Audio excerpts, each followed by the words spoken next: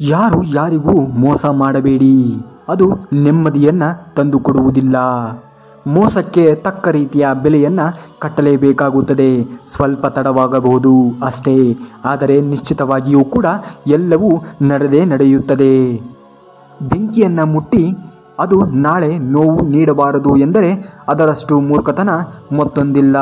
ಹಾಗೆಯೇ ಬೆಂಕಿಯನ್ನ ಮುಟ್ಟಿದ ತಕ್ಷಣವೇ ಹೇಗೆ ಅದರ ನೋವು ಅರಿವಾಗುವುದಿಲ್ಲವೋ ಅದೇ ರೀತಿ ಮಾಡಿದ ಮೋಸಕ್ಕೆ ತಕ್ಷಣಕ್ಕೆ ನೋವು ಕೊಡದೇ ಇರಬಹುದು. ಮುಂದೊಂದು ದಿನ ಅದಕ್ಕೆ ಸರಿಯಾದಂತಹ ನೋವನ್ನು ಅನುಭವಿಸಲೇಬೇಕಾಗುತ್ತದೆ. ಕಣ್ಣೀರು ಕೇವಲ ನೋವಿನ ಭಾರವಲ್ಲ, ಅದು ಶಾಪದ ಇನ್ನೊಂದು ರೂಪವೇ ಆಗಿರುತ್ತದೆ. ಯಾರು ನೊಂದು ಕಣ್ಣೀರು ಸುರಿಸುತ್ತಾರೆಯೋ ಅವರ ಪಾಲಿಗೆ ಭಗವಂತ ಅಂದು ನಿಲ್ಲುತ್ತಾನೆ. ಆದರೆ ತಕ್ಷಣಕ್ಕೆ ಯಾವುದು ಕೂಡ ಗೋಚರಿಸದೇ ಇರಬಹುದು. ಕಾಲಕ್ರಮೇಣವಾಗಿ ಭಗವಂತ ಯಾವ ರೂಪದಲ್ಲಾದರೂ ಏಟು ಕೊಡುತ್ತಾನೆ ಎನ್ನುವುದನ್ನು ಸರಿಯಾಗಿಯೇ ತಿಳಿಸುತ್ತಾನೆ. ನೊಂದವರ ಶಾಪ ಯಾರಿಗೂ ಕೂಡ ಒಳ್ಳೆಯದನ್ನು ಖಂಡಿತವಾಗಿಯೂ ಕೂಡ ಮಾಡುವುದಿಲ್ಲ. ಹೇಗೆ ಅವರು ನೊಂದು ಶಾಪ ಹಾಕಿರುತ್ತಾರೆಯೋ ಅದೇ ರೀತಿಯಾಗಿ ಮುಂದೊಂದು ದಿನ ಕಣ್ಣೀರನ್ನು ಹಾಕುತ್ತಾರೆ. ಜೀವನ ನಡೆಸಬೇಕಾಗುತ್ತದೆ. ಅದಕ್ಕೆ ತಪ್ಪು ಮಾಡುವ ಮುನ್ನ ಎಚ್ಚರಿಕೆಯಿಂದ ಇರಬೇಕು.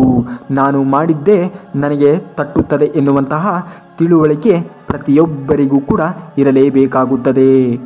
ಭರವಸೆಗಳು ಎಂದಿಗೂ ಕೂಡ ಮೋಸ ಮಾಡುವುದಿಲ್ಲ. ಆದರೆ ದುಷ್ಟರ ಮೇಲೆ ಅತಿಯಾದಂತಹ ಭರವಸೆ ಇಟ್ಟಿರುವಂತಹ ವ್ಯಕ್ತಿ ಖಂಡಿತವಾಗಿಯೂ ಕೂಡ ಮೋಸ ಮಾಡುತ್ತಾನೆ. ಅದು ಅವನ ಗುಣವಾಗಿರುತ್ತದೆ. ಒಬ್ಬರು ಅತಿಯಾಗಿ ನಂಬುತ್ತಾರೆ ಎಂದರೆ ಅವರಿಂದ ಸಾಧ್ಯವಾದದನ್ನೆಲ್ಲ ಪಡೆದುಕೊಳ್ಳಬೇಕು ಎನ್ನುವಂತಹ ದುರಾಸೆ ಮನದಲ್ಲಿ ಮೂಡುತ್ತದೆ. ಅಂತಹ ದುಷ್ಟರನ್ನ ನಂಬುವ ಮೊದಲು ಯೋಚಿಸಿ.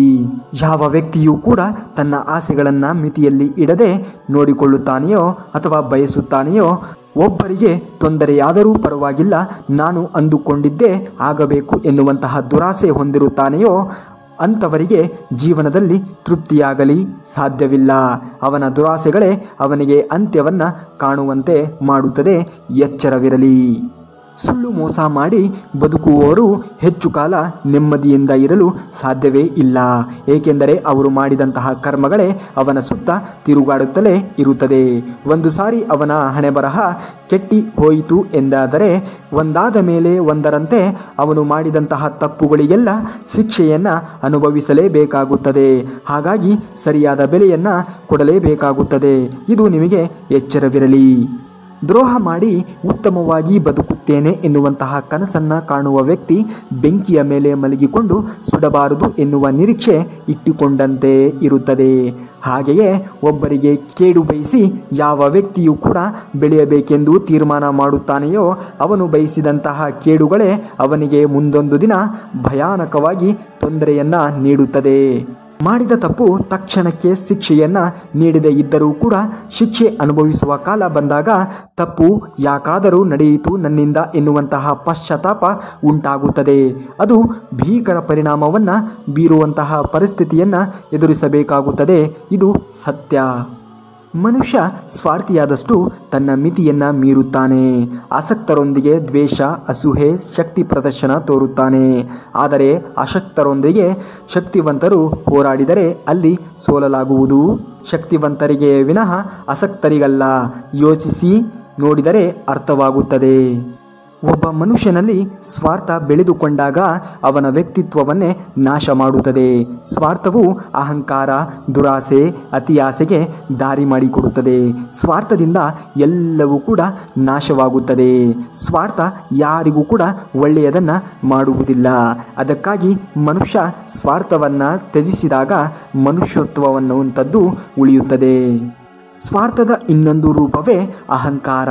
ಅಹಂಕಾರ ತುಂಬಿದ ವ್ಯಕ್ತಿ ಎಂದಿಗೂ ಕೂಡ ಕೆಡುಕನೆ ಮಾಡುತ್ತಾನೆ. ಆದರೆ ಕೊನೆಗೆ ಅವನ ಅಹಂಕಾರವೇ ಅವನ ಅಸ್ತಿತ್ವವನ್ನು ಕೂಡ ನಾಶ ಮಾಡುತ್ತದೆ. ಅಹಂಕಾರವನ್ನು ಬೆಳೆಸಿಕೊಳ್ಳುವ ವ್ಯಕ್ತಿ ಎಂದಿಗೂ ಕೂಡ ಸಂತಸ ಹೊಂದುವುದಿಲ್ಲ. ಜೀವನವನ್ನು ಹಾಳು ಮಾಡಿಕೊಳ್ಳುತ್ತಾನೆ. ಜೀವನದಲ್ಲಿ ನಡೆದು ಹೋಗಿರುವುದನ್ನು ಸರಿಪಡಿಸಲು ಪ್ರಯತ್ನಿಸಬೇಡ. ಅದು ಅಸಾಧ್ಯ. ಮುಂದೆ ಆಗಬೇಕಾಗಿರುವುದನ್ನು ಸರಿಯಾದ ರೀತಿಯಲ್ಲಿ ಯೋಚಿಸಿ ಮಾಡು. ಅದು ಖಂಡಿತವಾಗಿಯೂ ಕೂಡ ಸಾಧ್ಯ. ನಡೆದು ಹೋಗಿರುವುದರ ಬಗ್ಗೆ ಯೋಚಿಸಿ ಫಲವಿಲ್ಲ.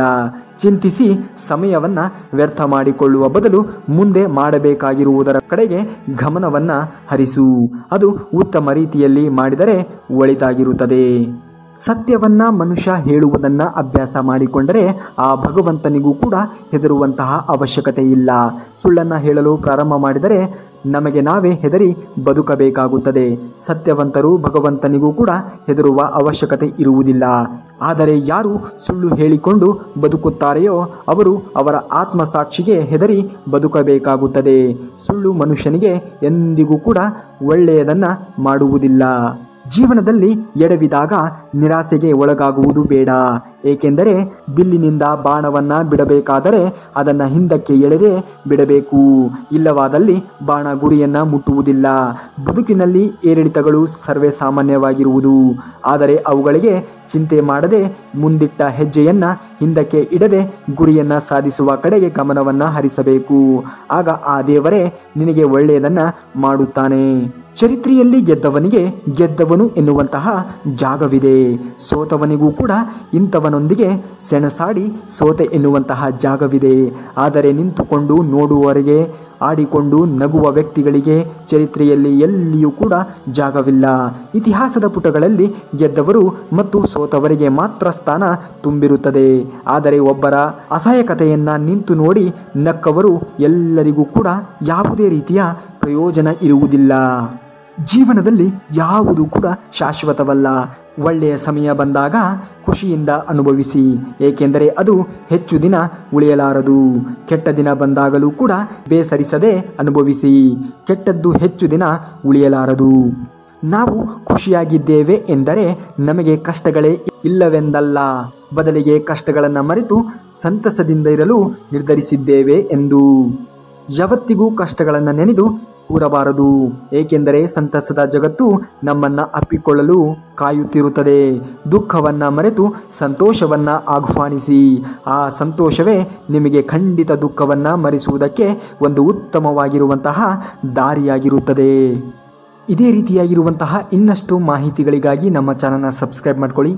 ಹಾಗೂ ಈ ವಿಡಿಯೋಗೆ ಒಂದು ಲೈಕನ್ನು ಮಾಡಿ. ಇದೇ ರೀತಿಯಾಗಿರುವಂತಹ ಮಾಹಿತಿಗಳಿಗಾಗಿ ನನ್ನ ಪೇಜ್ನ ಫಾಲೋ ಮಾಡಿ ಅಂತೇಳಿ ಹೇಳ್ತಾ ಮುಂದಿನ ವಿಡಿಯೋದಲ್ಲಿ ಸಿಗುವವರೆಗೂ ಧನ್ಯವಾದ. ಕರುನಾಡಿಗೆ.